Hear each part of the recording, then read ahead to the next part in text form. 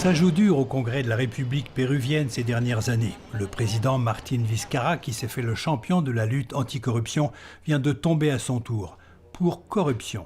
Des pots de vin qu'il nie avoir reçus quand il était gouverneur de province en 2014.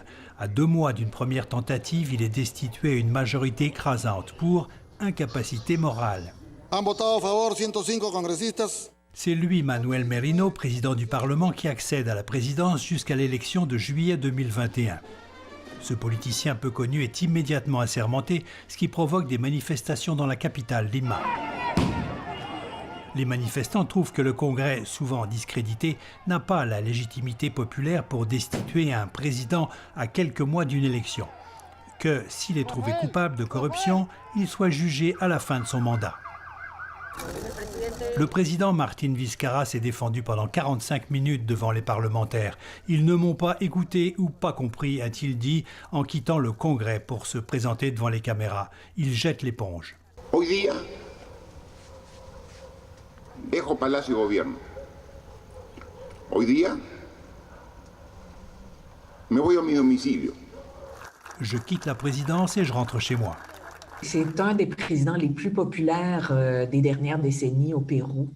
Et il a réussi à garder sa popularité durant pratiquement tout son terme, ce qui est assez remarquable, disons, du point de vue de la politique péruvienne. Martín Vizcarra est devenu président dans les mêmes circonstances en 2018. Il était le vice-président de Pedro Pablo Kuczynski et il a pris sa place quand celui-ci a dû démissionner sous accusation de corruption dans l'énorme scandale de la firme brésilienne Odebrecht qui a touché tout le continent. Il n'est pas le seul. 3 autres présidents ont été mis en cause dans le scandale. Alejandro Toledo, 2001-2006, en fuite aux États-Unis et menacé d'extradition. Alan Garcia, 2006 à 2011, s'est suicidé l'an dernier en niant jusqu'au bout les accusations. Ollanta Humala, 2011 à 2016, en procès après avoir fait de la prison préventive.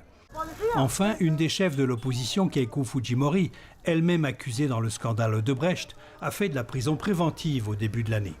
Alors, veut-on se débarrasser d'un président gênant pour effacer toutes les poursuites pour corruption de la classe politique, celle des affaires et de la justice? Probable. C'est vraiment un président qui a été très ferme, qui a appuyé toutes les actions qui ont été entreprises depuis 2 ans et demi pour faire enquête, pour accuser, pour mettre en prison une série de personnes impliquées à haut niveau là, dans des actes de corruption. Les Péruviens ne sont décidément pas au bout de leur peine. Jean-Michel Leprince, Radio-Canada, Montréal.